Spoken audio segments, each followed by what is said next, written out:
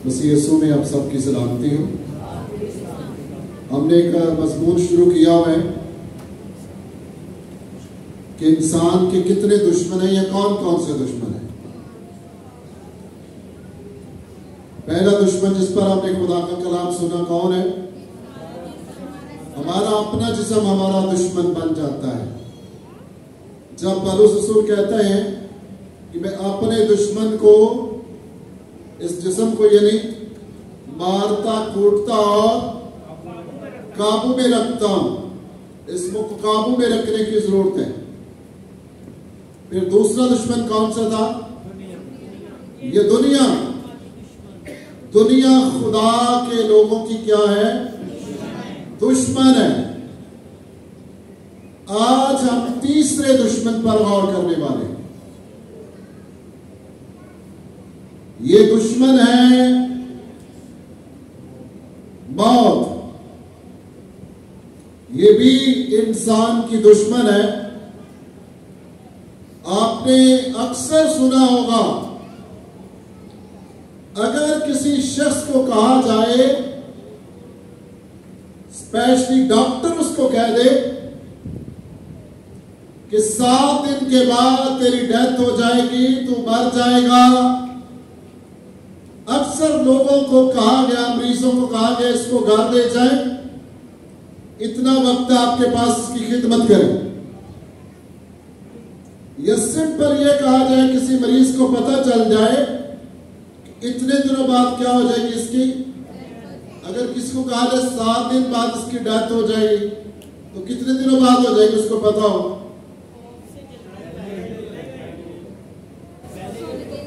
वक्त से पहले हो जाएगी। मौत का खौफ इस कदर खौफ है कि इंसान पहले ही, वो 7 दिन से पहले मर जाए। हो सकता है वो तीसरे दिन मर जाए या दूसरे दिन मर जाए। लाखों में कोई एक शख्स होता है जिसको पता होता है कि मेरे पास इतना वक्त है, वो खुशी खुशी अपना वक्त जमीन पर, बहुत कम ऐसे लोग हैं। कुछ दुश्मन ऐसे हैं जो हमें नजर आते हैं। गौर से सुनिएगा। अभी बेशक बाइबल बंद कर दे, जब मैं कहूंगा उस वक्त खोले, उस वक्त जरूर खोले, सामने देखें। कई दुश्मन ऐसे हैं जो हमें नजर आते हैं। ठीक है, हमारा पहला दुश्मन कौन है? इसके काम जो है हमें नजर आते हैं, जिसके सबब से हम इसको उन हमलों से रोक सकते हैं, अपना दिफा कर सकते हैं। दूसरा दुश्मन दुनिया। दुनिया के कामों से, दुनिया की ख्वाहिशों से बचेंगे तो हम इस दुश्मन से सेफ रह सकते हैं। लेकिन आज जिस दुश्मन पर हम गौर करने वाले हैं, ये दुश्मन नजर नहीं आता, दबे पांव होता है और अचानक हमला कर देता है, और इसके बाद हम इसका दफा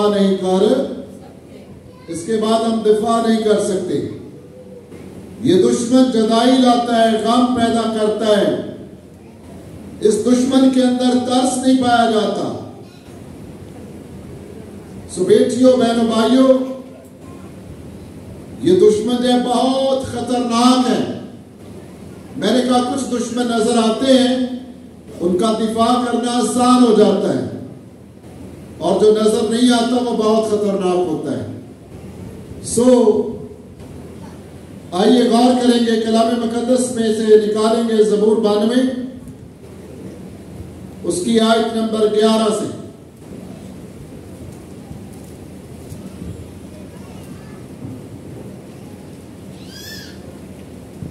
ज़बूरों की किताब में से ज़बूर नंबर 92, उसकी आयत नंबर 11 से। मेरी आंख ने मेरे दुश्मनों को देख लिया। आप गौर से सुने, एक बार फिर ऊंची आवाज में पढ़े। मेरी आंख ने मेरे दुश्मनों को देख लिया। मेरी आंख ने कितने दुश्मनों को देख लिया?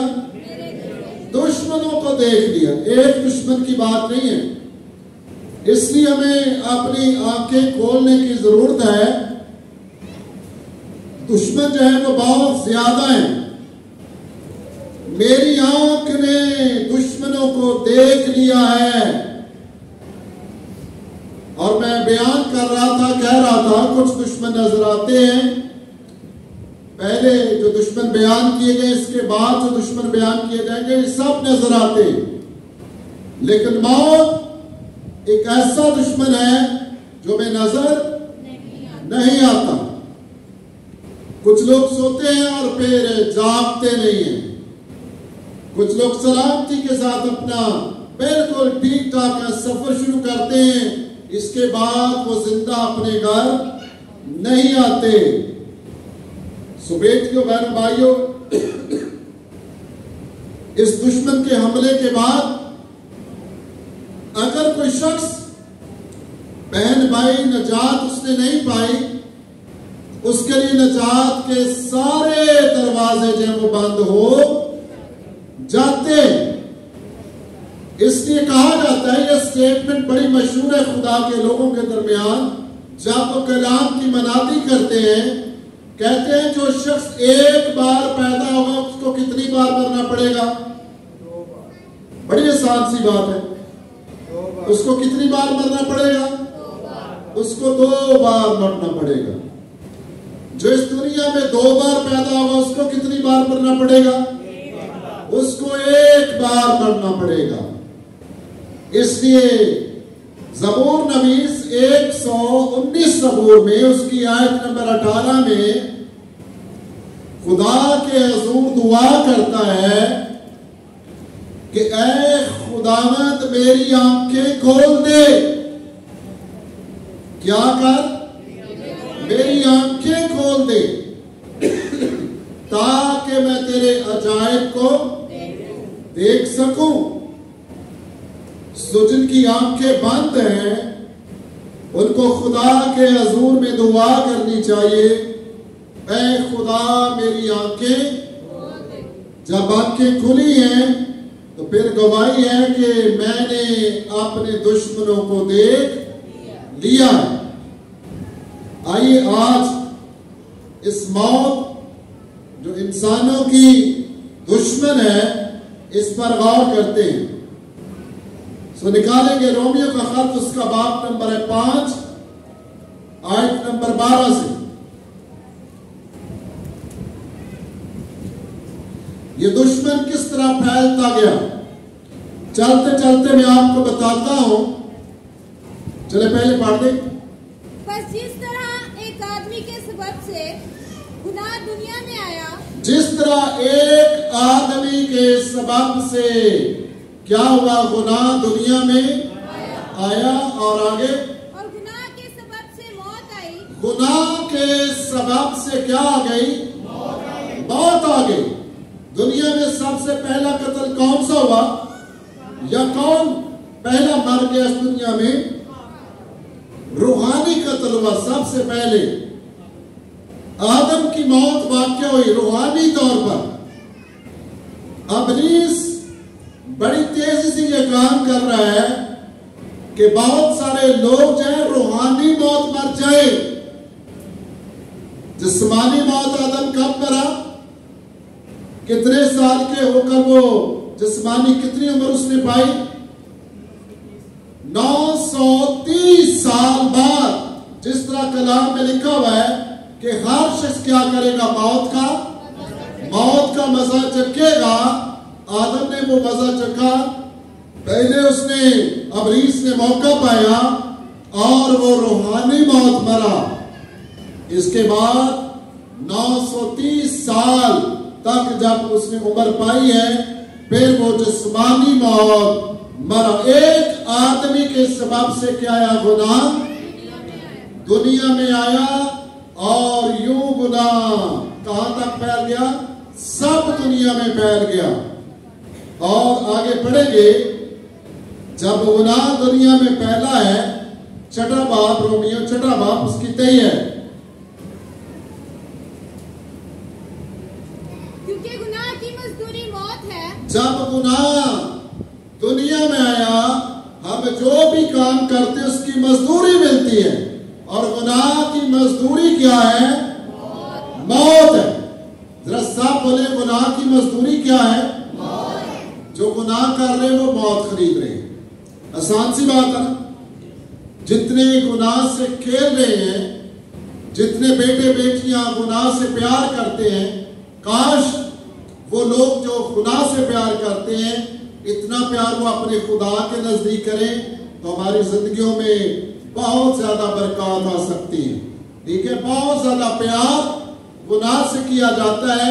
गुनाह से प्यार करने का मतलब है कि अपनी मौत को दावत देना। गुनाह की मजदूरी क्या है? मौत है, मौत है। इसलिए कलाम मुकद्दस में लिखा हुआ है, कोई शख्स निकाले पहला कुरिन्थियों खत, उसका बाब नंबर है 15वां बाब और उसकी आयत नंबर है 56 से।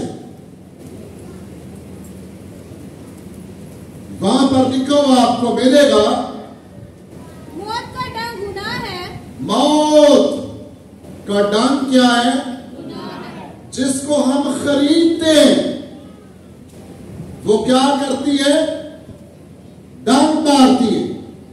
जब कोई जहरीली चीज, कोई कीड़ा आपको काटता है जिसका जहर खतरनाक होता है, उसी वक्त भी इंसान मर जाता है।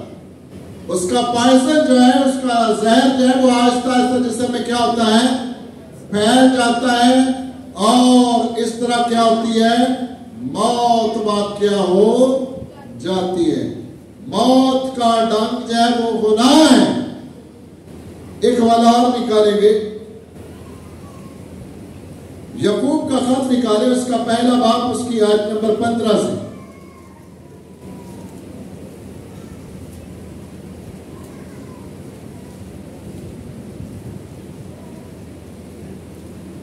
फिर ख्वाहिश हामला होकर गुनाह को जलती है। फिर ख्वाहिश हामला होकर क्या करती है? गुनाह को जलती है। गुनाह को जलती है, और गुनाह जब गुनाह बढ़ चुका तो मौत पैदा करता है। तब क्या करता है? मौत पैदा करता है। ये इंसान का खुफिया दुश्मन, जिसके मतलब इसहाक ने कहा, इसहाक पैदाइश की किताब उसका 27वां बाब, उसकी पहली और दूसरी आयत पढ़ी।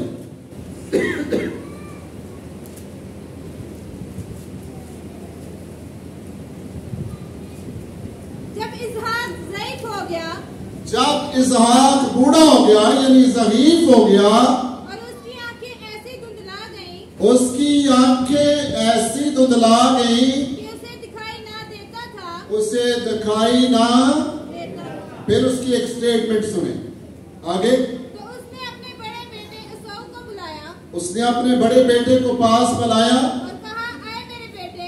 ऐ मेरे बेटे। उसने कहा, मैं हाजिर हूँ। बेटा कहता है, बाप मैं क्या हूँ? मैं हाजिर हूँ। तब उसने कहा, देख। ये इसहाक कहने लगा। इसहाक की स्टेटमेंट सुने, क्या उसने कहा?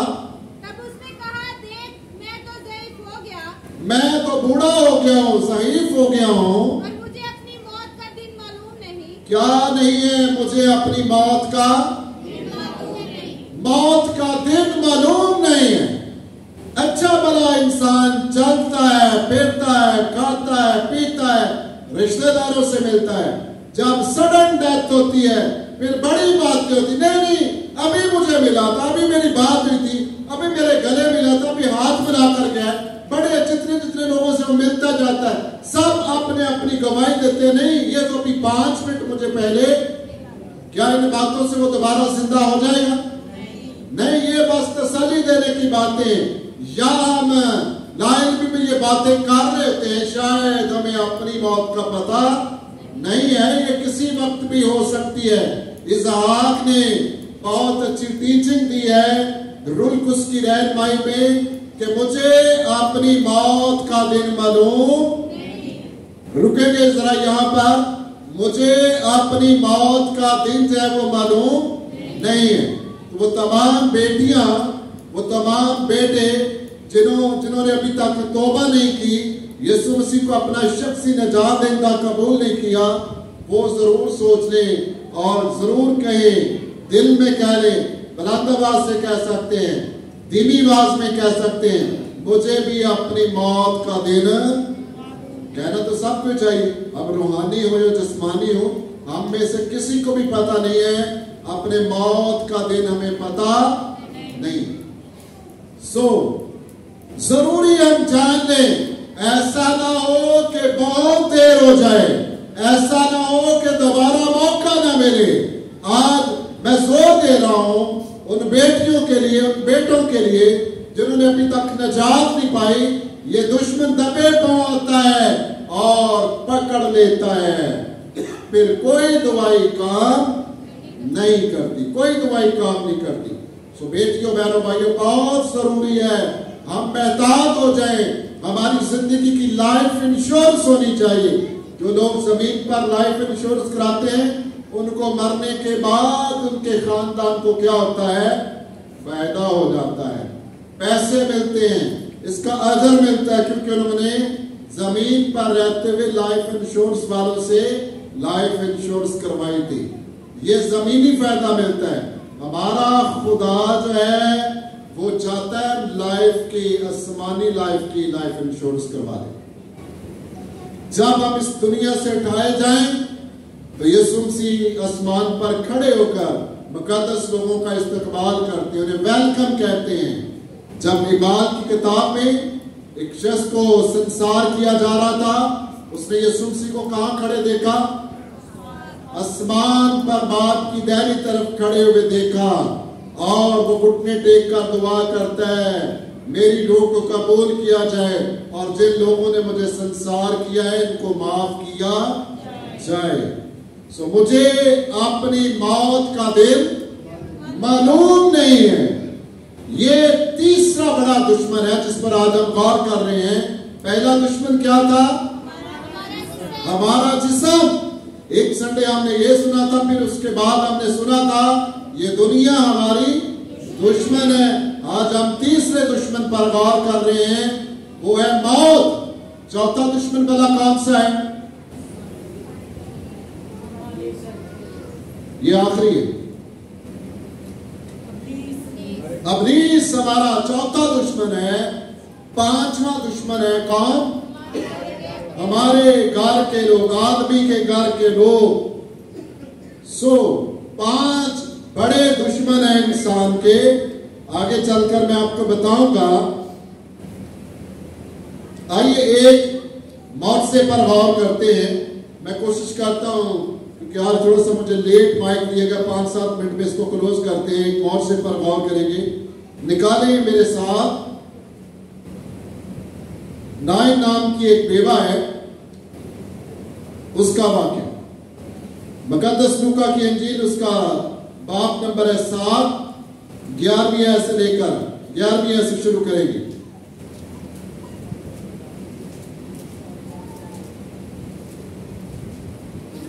थोड़े अरसा के बाद ऐसा हुआ कि वो नाइन नाम एक शहर को गया। थोड़े ही टाइम के बाद, थोड़े ही अरसा के बाद यीशु मसीह एक शहर को गए। किस शहर को गए? नाइन नाम एक शहर को गए।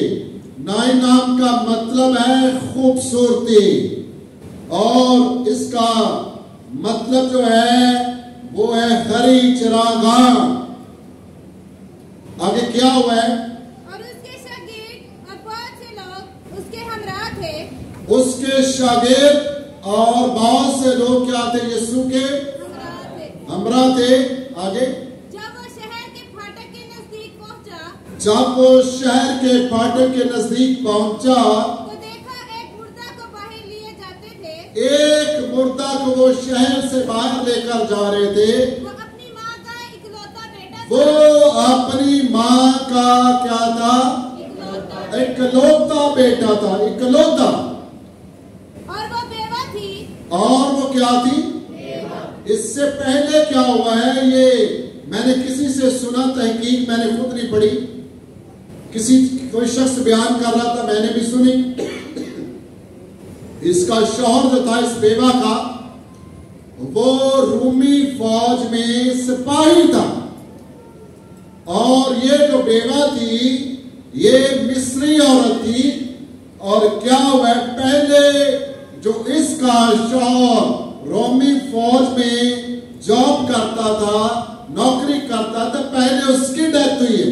इसलिए लिखा गया ये औरत क्या थी, बेवा थी। और शहर के बतेरे लोग उसके साथ थे। ख्याल किया जाता है शहर के बतेरे लोग क्या थे, इस जनाजा में शामिल थे। अब फौज ने क्या किया, फौज को ऐसा लगता है इसका शौहर जो था, ये बात आपको बाइबल मुकद्दस में नहीं मिलेगी, एक किताब में लिखी है। इसके शौहर के मरने के बाद, क्योंकि वो फौज का बड़ा वफादार सिपाही था, फौजियों ने, अफसरान ने महसूस किया कि इसका कितने बेटे थे, एक बेटा था। एक बेटा था जो इसका सहारा बन सकता था। कुछ ही अरसे के बाद क्या हुआ, उसकी भी क्या होगी, उसकी भी डेथ होगी। मौत बड़ी जालिम है, ये तरस नहीं खाती, ये कभी नहीं देखती।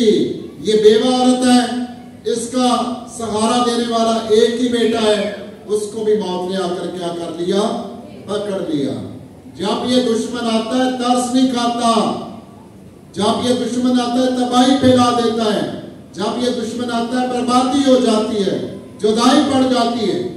और जब कुछ अर्से के बाद इसका बेटा जो है वो डेथ कर जाता है, मर जाता है, फौजी अफसरान ने इस बेवा से पूछा, अब तो तेरे पास कोई ऐसा आसरा भी नहीं है, तो खाने पीने का बंदोबस्त कहां से करेगी, हमें बता, हम तेरे लिए क्या करें, हमें बता, हम तेरे लिए क्या करें। इस औरत की फरमाइश शायद रोमी सिपाहियों या अफसरान की तवक्को वो इस पर पूरा नहीं उतर सकते थे। उन्होंने कहा कि बेटे को इस हालत में रखा जाए, जब बहुत सारे लोग जब उनको देखना हो, बहुत सारे अजायब घर में ऐसा है, कुछ लोगों को मम्मी बना दिया गया, मेडिसिन के जरिया से उनको क्या किया गया है, सेव कर दिया गया। मैं चाहती हूं, मेरा शौहर मर गया है, अब मैं इस बेटे को देख देख कर क्या करूंगी, जीऊंगी। मेरी ख्वाहिश ये है कि इसको इस तरह सेव कर दिया जाए। लेकिन हो सकता है उसकी फरमाइश के साथ क्या हुआ, पूरी ना हो सके, क्योंकि ये सबूत है कि जनाजे को लेकर क्या कर रहे थे, कब्रिस्तान की तरफ जा रहे थे। आप ये शहर जिसका मतलब है खूबसूरती, जिसका मतलब है हरी भरी चरागाह, आज इसके फाटक पर क्या है, गम है। आज इसके फाटक पर मौत ने अपने डेरे डाले हुए हैं। और एक बेवा का जब एक ही बेटा होता है, उसका मातम कैसा होता है। आमोस की किताब निकाले, उसका बाब नंबर 8 और उसकी आयत नंबर 10 से। मैं चलते चलते आपकी मालूमात के लिए एक बात बताना चाहता हूं, ये जनरल नॉलेज के लिए है। मुर्दों में से जिंदा करने वाला पहला मौत यही है, ठीक है, समझ आई बात की। जब मुर्दों में से किसी को जिंदा किया गया है, तो सबसे पहले किसको जिंदा किया गया, नाइन नाम के शहर के इस लड़के को जिंदा किया गया। तरतीब के लिहाज से वैसे में लगता है कुछ मौत साथ ये पहले हुए होंगे, लेकिन जिन लोगों ने तहकीक की है उन्होंने बताया है कि मुर्दों में से जिंदा करने का पहला मौका जो है, इस लड़के को, बेवा के बेटे को क्या किया गया, जिंदा किया गया। पढ़ दे,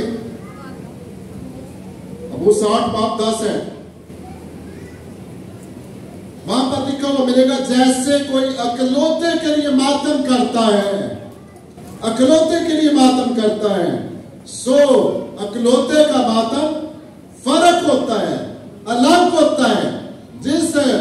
इसका मतलब यह हरगज नहीं है कि अगर किसी खानदान में 7 बेटे हैं या 10 बेटे हैं उनमें से कोई एक चला जाए तो उसके लिए कम मातम होगा, माँ के लिए वो भी बहुत कीमती है। लेकिन पीछे क्या नजर आता है? आस नजर आती है, उम्मीद नजर आती है। ठीक है।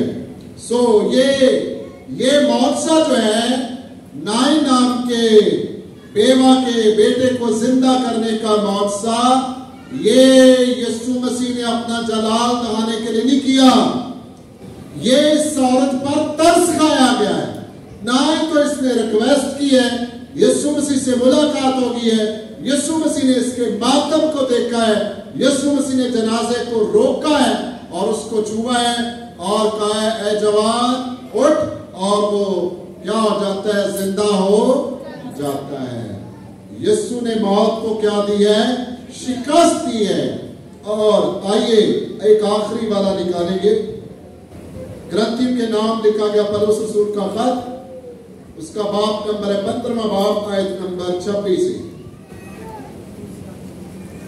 दुश्मनों की काउंटिंग के लिहाज से, तादाद के लिहाज से ये आखिरी है, लेकिन जो मैंने तरतीब लिखी थी उसमें ये तीसरे नंबर पर है। बाइबल मुकद्दस में इसको आखिरी दुश्मन कहा गया है। सबसे पिछला दुश्मन जो नेस्त किया जाएगा वो मौत है। सबसे पिछला दुश्मन जो क्या कर दिया जाएगा? नेस्त कर दिया जाएगा, वो क्या है? मौत है, मौत है। सो इससे मेहतात रहने की जरूरत है। कैसे हम मेहतात रह सकते हैं? अपनी जिंदगियां किसके हाथों में देने की जरूरत है? खुदावंद यीशु मसीह के हाथों में देने की जरूरत है। मौत से मत खेले, ये बहुत खतरनाक दुश्मन है। ये अचानक आ जाता है और कुछ लोग जवानी में चले जाते हैं, कुछ लोग पूरी उम्र गुजार कर जाते हैं, कुछ सडन डेथ हो जाती है। अपने जिंदगियों पर गौर कर ले, हम किसके साथ बैठे हुए हैं। ठीक है। कुछ लोग अपने बदनों पर मौत लिए फिरते हैं जो गुनाह में खेलने, और कुछ लोग ऐसे हैं जो यीशु मसीह की मौत अपने बदनों पर लिए फिरते हैं। किस लिए फिरते हैं? ताकि जिंदगी को जाहिर करें। खुदा के लोग किसकी मौत अपने बदनों पर लिए फिरते हैं? यीशु मसीह की मौत, ताकि क्या करें? ताकि जिंदगी को जाहिर करें। हम मौत से डरने वाले नहीं हैं, हम तो हमेशा की जिंदगी के लिए जी रहे हैं। सो खुदावंद इस कलाम के वसीला से आप सबको बरकत बख्शे।